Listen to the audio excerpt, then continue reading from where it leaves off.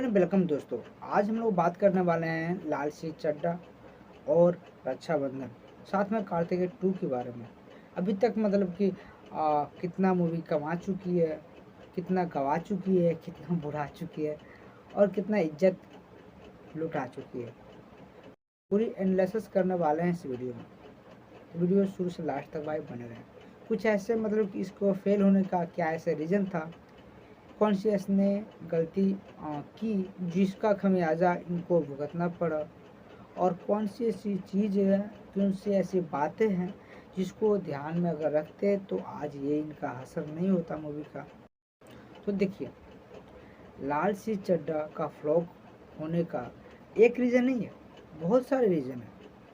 आप मतलब कि मैं गिनाऊँ, आप कॉपी पर लिखने बैठेंगे तो बहुत सारे रीज़न निकल आएंगे, लेकिन मुख्य कुछ ऐसे मतलब रीज़न है जिसको मैं आपसे बात करता हूँ।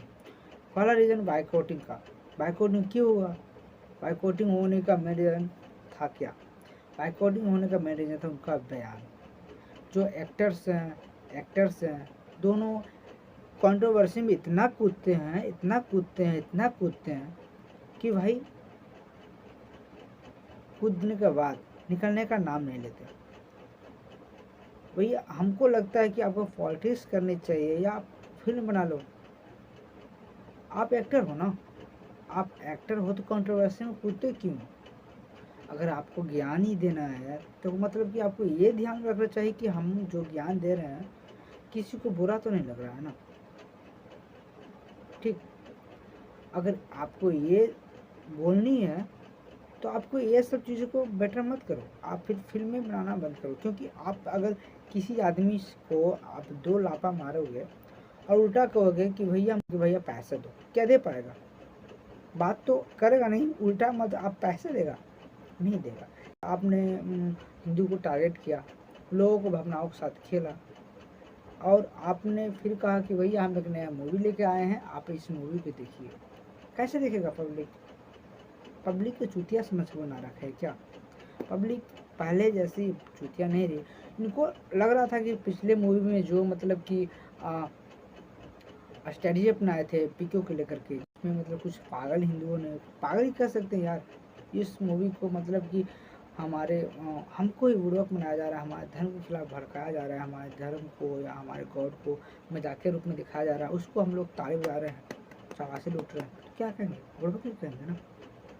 और उस मूवी को सुपर डुपर हिट बनाती है, 400 करोड़, 500 करोड़, अरे बाप रे बाप, क्या हो रहा है? हाँ, और वही मोटिवेशन लेकर के आमिर खान को लगा था कि ऐसे मतलब चीज़ों को लेकर के आएंगे, हमारी फिल्म चले जाएंगे, चलेंगे नहीं भाई, इस बार चले गए समय से पहले। अभी ये फिल्म अपनी पूरी लागत भी नहीं निकाल पाई है। मैं बात करूं इसका बजट की तो 200 करोड़ बजट है इसका, और अभी पूरे वर्ल्ड वाइड में कलेक्शन की कितना? मात्र 150 करोड़। सोचो, इसको अपना इन्वेस्टिंग भी निकालने में दिक्कत आ रही है अभी। राउत, आमिर खान की बात बोल रहा हूँ। आमिर खान के वाइफ का नाम है किरण रावत। उसने मतलब कि कुछ मीडिया के सामने कुछ सालों पहले उसने बयान दिया था, मुझे इंडिया सेफ जगह नहीं लगती, कहीं और चले जाना चाहिए। बताओ, यहाँ पे काम करोगे, यहाँ का खाओगे, यहाँ का पियोगे, यहाँ पे रहोगे, यहाँ पे अपने फिल्म रिलीज करोगे, यहाँ पे मतलब पैसे कमाओगे, और तो आपको सेफ जगह नहीं लगती है। यहाँ का जनता आपको सब कुछ दे रही है, अपना प्यार दे रही है, अपना पैसा दे रही है, अपना इज्जत दे रही है, और आपको यहाँ पे डर लगता है। बाजीबा वही नहीं, इस मूवी का फ्लॉप होने का एक और रीज़न है, जैसे कि आपको पता होगा कि जो तुर्की है ना, हमारे मतलब कि उनसे अच्छे रिश्ते नहीं है। उस टाइम इस बंदे ने क्या किया कि इस बंदे ने जाकर के तुर्की के मतलब प्राइम मिनिस्टर से, वहाँ के जो वजीर आलम होते हैं, क्या बोलते हैं, उससे जाकर सेल्फी ली, बातें की।